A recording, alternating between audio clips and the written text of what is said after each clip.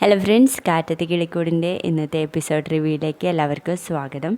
അങ്ങനെ നമ്മുടെ നികേഷും നിധിയും തമ്മിൽ ഭയങ്കരമായിട്ട് സംസാരിക്കുകയാണ് കേട്ടോ. അന്നേരം ഹരീഷ് സുധീഷിനെ വിളിച്ചിട്ട് പറയുന്നുണ്ട്, അത് ഏട്ടത്തി നിങ്ങളെ മൈൻഡ് ചെയ്യുന്നില്ല എന്ന് പറയുമ്പോഴേക്കും സുധീഷ് പറയും, ഇവന് സുഖമില്ലാഞ്ഞപ്പോഴേ ഞാൻ കഞ്ഞിയും പയറൊക്കെ വെച്ച് കൊടുത്തിട്ടുണ്ടായിരുന്നു, കട്ടൻ ചായയിൽ ബണ്ണ് പുതർത്തി കൊടുത്തിരുന്നു എന്നൊക്കെ പറയുമ്പോഴേക്കും സുഭാഷ് അടുക്കളയിൽ നിന്ന് ചായ ആയിട്ട് വരികയാണ്. എന്നിട്ട് നിധിക്ക് അങ്ങ് കൊടുക്കുകയാണ്. അന്നേരം സുഭാഷിൻ്റെ അടുത്ത് നിധി പറയുന്നുണ്ട്, ഈ ചായ ഞാൻ നന്നായിട്ട് മിസ് ചെയ്യുന്നുണ്ട് സുഭാഷ് ഏട്ടാ എന്ന് പറയുമ്പോൾ സുഭാഷ്, മോള് വരും എന്ന് അറിഞ്ഞിരുന്നെങ്കിൽ ഞാൻ വല്ലതും ഉണ്ടാക്കി വെച്ചേനെ, അകത്ത് ദോശമാവ് ഇരിപ്പുണ്ട്, ഉണ്ടാക്കി തരട്ടെ എന്ന് ചോദിക്കുമ്പോൾ വേണ്ട സുഭാഷ് ഏട്ടാ, ഉച്ചവരെ പോകാൻ ഇത് ധാരാളം മതി എന്ന് പറയാണ്. എന്നിട്ട് നമ്മുടെ നികേഷിനും സുധീഷിനും ഹരീഷിനും ഓരോ കപ്പ് ചായ കൊടുക്കുകയാണ് കേട്ടോ സുഭാഷ്. ആ സമയത്ത് നമ്മുടെ സുധീഷ് ചോദിക്കുന്നുണ്ട്, നിധി നീ ഇവിടെ നിന്ന് നേരെ ഓഫീസിലേക്കാണെന്ന്, അതിനും ഒന്നും മിണ്ടുന്നില്ല കേട്ടോ. അന്നേരം സുഭാഷ് പറയുന്നുണ്ട്, ഇവനെ നിധി ഇവിടുന്ന് പോയതിന് ശേഷമാണ് പനി വന്നത്, നിധി ഇവിടുന്ന് പോയത് കൊണ്ടാണോ പനി വന്നതെന്ന് നമുക്ക് തോന്നിപ്പോവും എന്നൊക്കെ അങ്ങനെ പറഞ്ഞുകൊണ്ടിരിക്കുമ്പോൾ നമ്മുടെ നികേഷ് ചോദിക്കും, ഏടത്തിക്ക് ഈ വീട്ടിലോട്ട് തിരിച്ചു വന്നൂടെ? അപ്പോൾ നിധി ഒന്നും മിണ്ടുന്നില്ല. അന്നേരം സുധീഷ് പറയും, ചോദിക്ക്. അപ്പോഴേക്കും നികേഷ് അവിടെ നിന്ന് എണീറ്റിട്ട് നിധിയുടെ അടുത്തേക്ക് പോയിട്ട് പറയും, ഏടത്തിക്ക് സുധീഷ് ഏട്ടനായിട്ടല്ലേ പ്രശ്നം, വേണമെങ്കിൽ നമുക്ക് ഏട്ടനെ ഇവിടുന്ന് മാറ്റാന്നേ. അപ്പോഴേക്കും ചായ കുടിക്കുന്ന സുധീഷിന് അങ്ങ് തരിപ്പ് പോട്ടോ. ഹരീഷ് ആണെങ്കിൽ ഭയങ്കര ചിരിയാണ്, ഇപ്പൊ തന്നെ തന്റെ കാര്യത്തിലൊരു തീരുമാനം ആവുകയെന്ന് പറയട്ടോ.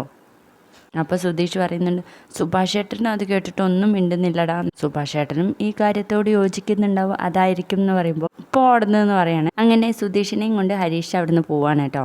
സുഭാഷ് ആണെങ്കിൽ, നിങ്ങൾ രണ്ടുപേരും സംസാരിച്ചിരിക്കെ ഞാൻ ബ്രേക്ക്ഫാസ്റ്റ് ഉണ്ടാക്കിയിട്ട് വരാന്ന് പറഞ്ഞിട്ട് അടുക്കളയിലോട്ട് പോന്നു. അങ്ങനെ സുധീഷിനെയും കൊണ്ട് ഹരീഷ് പുറത്തേക്ക് പോകുന്നുണ്ടല്ലോ. അവിടെ ഭാസ്കരനെ കാണുമ്പോൾ, ഇരിക്കുന്ന ഇരിപ്പ് കണ്ടില്ലേ, ഇത്രയും വരെ കൊണ്ടെത്തിച്ചിട്ട് എന്ന് പറയുമ്പോൾ ഹരീഷ് വീണ്ടും പിടിച്ചു വലിച്ച ഒരു സ്ഥലത്ത് ഇരുത്തുന്നുണ്ട്. അവിടെ വെച്ച് നമ്മുടെ സുധീഷ് പറയുന്നു, എങ്കിലും അവൻ എന്നെക്കുറിച്ച് ഇങ്ങനെയൊക്കെ പറഞ്ഞല്ലോ എന്ന് പറയുമ്പോൾ, അതൊക്കെ വീട് സുധീഷ് ഏട്ടാ, ചിലപ്പോഴേ ഏടത്തിയെ ഇങ്ങോട്ട് കൊണ്ടുവരാനുള്ള ട്രിക്കായിരിക്കും എന്ന് പറയുമ്പോൾ, എനിക്ക് ഉണ്ടോടാ ഹരീഷേ അങ്ങനത്തെ പ്ലാൻ എന്ന് ചോദിക്കുമ്പോൾ, എല്ലാവർക്കും ഓക്കെ ആണെങ്കിൽ പിന്നെ എനിക്കും ഒരു കുഴപ്പമില്ല എന്ന് പറയുമ്പോൾ, എടോ എന്ന് പറയണം, നമുക്കേ പ്ലാൻ എന്തായെന്ന് പോയി നോക്കാം, വാടോ ഇങ്ങോട്ട് എന്ന് പറഞ്ഞിട്ട് സുധീഷിനെയും കൊണ്ട് ഹരീഷ് അങ്ങ് പോവാണ് കേട്ടോ.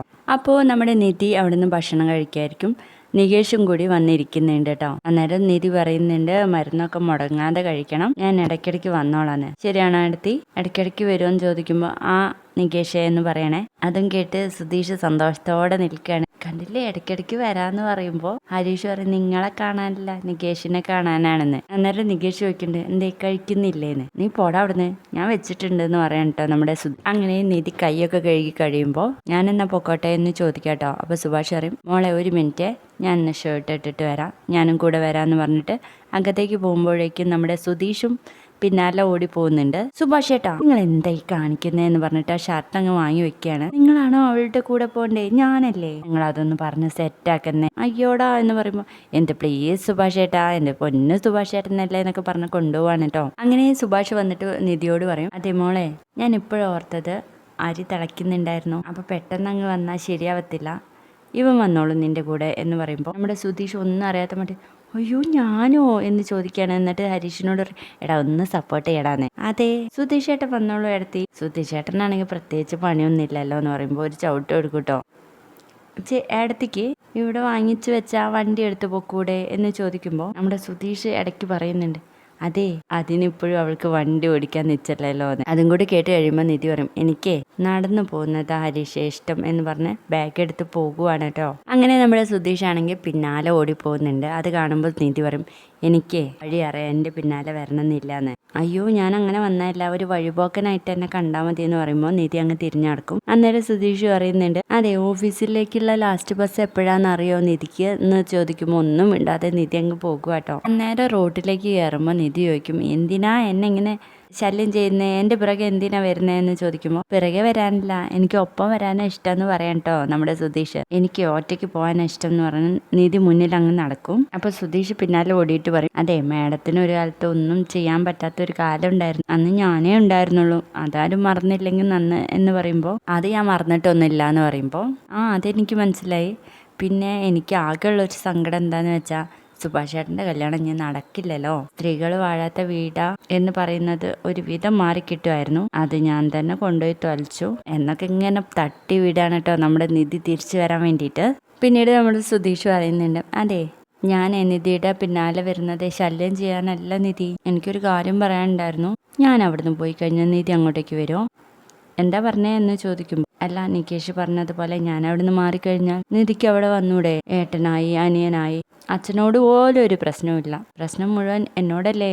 അതൊക്കെ കേട്ട് നിന്ന് നിധി വീണ്ടും അങ്ങ് പോകുകയാണ്. നിധി ഞാനൊരു സീനാക്കാൻ വേണ്ടിയിട്ട് പറഞ്ഞതൊന്നുമല്ല, അന്ന് ചെയ്തതൊക്കെ തെറ്റാ എനിക്കറിയാം, അതിന് 1000 തവണ ഞാൻ സോറി പറയാം. എന്നോട് നിധി മിണ്ടിയില്ലെങ്കിലും വേണ്ടില്ല, എനിക്കൊരു സോറി തന്നൂടെ നിധി? നിധിയും ഞാനും ഒറ്റയ്ക്ക് നിൽക്കുന്ന എത്രയോ സന്ദർഭങ്ങൾ ഉണ്ടായിട്ടുണ്ട്. ഞാൻ അന്നേരം അങ്ങനെ വല്ലതും ചെയ്തായിരുന്നോ? ഇല്ലല്ലോ. അന്നത്തെ ദിവസം നിധി കാരണം തന്നെ അങ്ങനെ ചെയ്തേ ഞാൻ എന്ന് പറയുമ്പോൾ നിധി ചോദിക്കും, ഞാനോ എന്ന്? അതെ നിധി, എന്നെ എത്രത്തോളം അവഗണിച്ചു, എന്നെ ആ വണ്ടി പഠിപ്പിക്കാൻ പോലും നിധി അനുവദിച്ചില്ല എന്ന് പറയുമ്പോൾ നിധി ഇങ്ങനെ മിണ്ടാതെ നിൽക്കുവാട്ടോ. പോരാത്തതിന് ഞാൻ അന്ന് മദ്യപിക്കുകയും കൂടെ ചെയ്തായിരുന്നു എന്ന് പറയുമ്പോൾ നമ്മുടെ നിധി മുഖത്തേക്ക് നോക്കുക. അല്ല, അത് ഞാൻ ഒരു കാരണമായിട്ട് പറയല്ല, ഓവറോൾ അന്ന് പ്രശ്നമായിരുന്നു. തക്കലയിൽ പോലും നമ്മൾ ഒരുമിച്ച് ഒരു റൂമിൽ കഴിഞ്ഞിട്ട് പോലും എൻ്റെ ഭാഗത്തു നിന്ന് എന്തെങ്കിലും ഒരു തെറ്റ് സംഭവിച്ചോ നിധി? എന്തെങ്കിലും സംഭവിച്ചിരുന്നെങ്കിലോ എന്ന് ചോദിക്കുമ്പോഴേക്കും ഹലോ എന്ന് പറയട്ടോ നമ്മുടെ നിധി. അല്ല, അന്ന് സംഭവിക്കില്ലായിരുന്നു. അന്ന് എന്തെങ്കിലും സംഭവിച്ചിട്ടുണ്ടെങ്കിൽ അവിടേക്ക് ഏട്ടനും അച്ഛനും കൂടെ വരില്ലേ? ഞാൻ വലിയ കുഴപ്പമില്ലാത്ത യോഗ്യനായിട്ടുള്ള ഒരാൾ തന്നെയല്ലേ നിധി എന്നൊക്കെ ചോദിക്കുമ്പോഴേക്കും അവിടേക്ക് ഒരു ഓട്ടോ വരുന്നുണ്ട്. വേഗം തന്നെ കൈ കാണിച്ച് നിർത്തുകയാണ് കേട്ടോ നമ്മുടെ നിധി.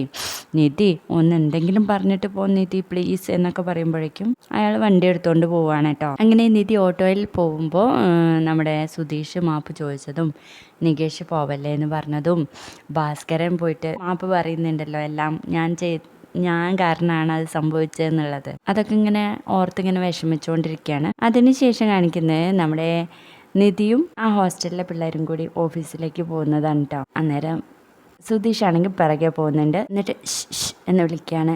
അപ്പോഴേക്കും നമ്മുടെ ദിവ്യ ഉണ്ടല്ലോ, ദിവ്യ പറയും, ഏതോ ഒരു കോഴി കൊക്കിക്കൊണ്ട് വരുന്നുണ്ട് നിധി, ഇപ്പം തിരിഞ്ഞു നോക്കണ്ട എന്ന് പറയുമ്പോഴും എന്ന് വിളിക്കുകയാണ്. അപ്പോഴേക്കും ദിവ്യ ഒരു കല്ലെടുത്ത് എറിയും കേട്ടോ. പോ കോഴി അവിടുന്ന് എന്ന് പറഞ്ഞിട്ട് നേരെ നിധി തിരിഞ്ഞു നോക്കുകയാണ്. ദിവ്യ അത് കണ്ടപ്പോൾ തന്നെ പറയും, അയ്യോ നിധി, നിന്റെ റിലേറ്റീവ് ആണെന്ന് ഞാൻ നോക്കിയില്ല. അന്നേരം ദിവ്യയോട് പറയും, അത് സാരല്ല, ഞാനേ 2 മിനിറ്റ് ഒന്ന് സംസാരിച്ചിട്ട് വരാമെന്ന് പറഞ്ഞിട്ട് സുധീഷിൻ്റെ അടുത്തേക്ക് പോവാണ്. എന്നിട്ട് ചോദിക്കും, നിങ്ങൾക്കൊക്കെ എന്താ വേണ്ടതെന്ന്? എനിക്ക് വേണ്ടത് നിധിക്ക് അറിയാലോ, നിധിക്ക് ഇഷ്ടമല്ലെങ്കിലും ഞാനിങ്ങനെ വന്ന് നിന്നല്ലേ പറ്റുള്ളൂ. ഉപ്പ് തിന്നവൻ വെള്ളം കുടിക്കുന്നത് പോലെ തെറ്റ് ചെയ്തവൻ ക്ഷമ ചോദിച്ചല്ലേ പറ്റുള്ളൂ എന്ന് പറഞ്ഞിട്ടാണ് കേട്ടോ നിധിയുടെ അടുത്തേക്ക് വരുന്നത്. നിധി പ്ലീസ്, നിധി ഒന്ന് വീട്ടിലേക്ക് വരണം, എനിക്ക് വേണ്ടി വേണ്ട, മറ്റുള്ളവർക്ക് വേണ്ടി മതി. ഇപ്പോൾ നിധിയോട് അങ്ങനെ ചെയ്തതിൽ പ്രതിഷേധിച്ച് എന്നോട് ആരും മിണ്ടാറ് പോലില്ല. അങ്ങനെ കരയാനും ആലോചിക്കാനുള്ള യന്ത്രം മാത്രമായി മാറിയിരിക്കുക ഞാൻ. പ്ലീസ് നിധി ഒന്ന് വന്നൂടെ? പിന്നെ ഭയങ്കര ഡയലോഗാണ് കേട്ടോ, അത് കേൾക്കാനൊക്കെ നല്ല രസമാണ്. നിധി അവിടെ ഉള്ളപ്പോൾ ഉദ്യാനം പോലെ ആയിരുന്നു എന്ന് പറയുമ്പോൾ നമ്മുടെ നിധി എന്താന്നുള്ളതിൽ ഇങ്ങനെ നോക്കി നിൽക്കുക. ഉദ്യാനം പൂന്തോട്ടത്തിലെ പൂവായിരുന്നു നിധി. നിധി പോയതോടുകൂടി അതൊക്കെ വാടിക്കരിഞ്ഞു പോയി എന്ന് പറഞ്ഞു. ഞാൻ വലിയ ഡയലോഗ് പറയാന്നൊന്നും വിചാരിക്കില്ല. നിധിക്ക് സുഭാഷ് ഏട്ടൻ വലിയ ഏട്ടനായിരുന്നല്ലോ, നികേഷ് കുഞ്ഞനിയനായിരുന്നില്ലേ, അവർക്കൊക്കെ നിധി പോയതിൽ എന്ത് വിഷമം കാണും, ഒന്ന് ആലോചിച്ച് നോക്കിയേ എന്ന് പറയുമ്പോൾ നമ്മുടെ നിധി ഇങ്ങനെ ആലോചിക്കുന്നുണ്ട്. നിധി, ഞാൻ ദൂരോട്ട് എങ്ങോട്ടെങ്കിലും പൊക്കോളാം നിധി, നീ ഒന്ന് തിരിച്ചു വാ എന്ന് വീണ്ടും പറയുമ്പോൾ ശരി, എന്നാലേ ആദ്യം നിങ്ങൾ പോന്ന് പറയുമ്പോഴേക്കും നമ്മുടെ സുധീഷ് എന്ന് ചോദിക്കാട്ടോ. നിങ്ങൾ പോയി കഴിഞ്ഞതിന് ശേഷം ഞാൻ വീട്ടിലേക്ക് തിരിച്ചു വരാനുള്ളതിനെ കുറിച്ച് ആലോചിക്കാം, ശരിയാണോ നിധി എന്ന് ചോദിക്കുമ്പോൾ അതെ, എന്നെ സംബന്ധിച്ച് നിങ്ങളാണല്ലോ ആ വീട്ടിലെ പ്രശ്നം, നിങ്ങൾ പോയി കഴിഞ്ഞാൽ എനിക്കെന്ത് പ്രശ്നം? എനിക്ക് ആ വീട്ടിലെ സന്തോഷം മാത്രമേ കിട്ടിയിട്ടുള്ളൂ, അതുകൊണ്ട് നിങ്ങൾ പോയി കഴിഞ്ഞതിന് ശേഷം എനിക്കൊരു മെസ്സേജ് ഇട്ടാൽ മതി എന്ന് പറയുമ്പോൾ മെസ്സേജോ എന്ന് ചോദിക്കുകയാണ്. അതെ, അല്ലെങ്കിലേ നിങ്ങൾ യാത്ര പറയാമെന്ന് പറഞ്ഞിട്ട് പിന്നെയും ഡയലോഗായിട്ട് വരും, അത് കേൾക്കുമ്പോൾ തന്നെ എനിക്ക് ഇറിറ്റേഷൻ ആവും, അതുകൊണ്ടേ നിങ്ങൾ പോകുമ്പോൾ എനിക്കൊരു മെസ്സേജ് ഇട്. അപ്പം ഞാൻ പോണല്ലേ എന്ന് ചോദിക്കുമ്പോൾ നിധി പറയും, അത് ശരി, ഉടായിപ്പായിട്ടാ അടുത്ത കള്ള അല്ലേ എന്ന് ചോദിക്കുമ്പോൾ അല്ല നിധി, ഞാൻ പൊക്കോളാം നിധി, അതിനു മുൻപേ എന്നോടൊരു സോറി പറയോ? നിങ്ങൾ എന്തായാലും പോയി കഴിഞ്ഞിട്ട് എനിക്കൊരു മെസ്സേജ് അയക്കുക, അന്നേരം ഞാൻ സോറി തരണോ വേണ്ടേ എന്ന് ചിന്തിക്കാന്ന് പറയുമ്പോൾ നമ്മുടെ നികേഷ് പറയും, സോറി സുധീഷ് പറയും, ഞാൻ എന്നല്ലേ ഇപ്പൊ തന്നെ ബാഗ് പാക്ക് ചെയ്തിട്ട് അപ്പൊ തന്നെ മെസ്സേജ് അയച്ചോളാന്ന്. അന്നേരം നിധി ചോദിക്കുന്നുണ്ട്, അല്ല നിങ്ങൾ 2 ദിവസം കഴിഞ്ഞ് വലിഞ്ഞു കയറി വരില്ല എന്ന് എന്താ ഉറപ്പെന്ന്? അത് ഉറപ്പാ നിധി, ഇനി വന്നാ ഈ ചെരുപ്പ് ഉപയോഗിച്ചിട്ട് എൻ്റെ മുഖത്ത് ഇങ്ങനെ തല്ലിക്കോ എന്ന് പറഞ്ഞ് തല്ലി കാണിച്ചു കൊടുക്കണം കേട്ടോ. അത് കാണുമ്പോഴേക്കും നമ്മുടെ നിധി അങ്ങ് ചിരിച്ചു പോട്ടോ. അത് കാണുമ്പോൾ സുധീഷ് പറയും, അയ്യോ ചിരിക്കുന്നുണ്ട്, എൻ്റെ ദൈവമേ ദേഷ്യം കുറഞ്ഞു വരണേന്ന്. അത് മാത്രമല്ല നിധിയെ വരുത്താൻ വേണ്ടിയിട്ട് ഒരു കാര്യം കൂടെ പറയാം, അതും കൂടി കേൾക്കുമ്പോൾ നിധിക്ക് സന്തോഷമാവും എന്ന് പറയുമ്പോൾ എന്താന്ന് ചോദിക്കുകയാണ്. നിധിക്കായിട്ട് പണിയുന്ന എക്സ്ക്ലൂസീവ് ബാത്റൂമിൻ്റെ പണി തീരാറായി.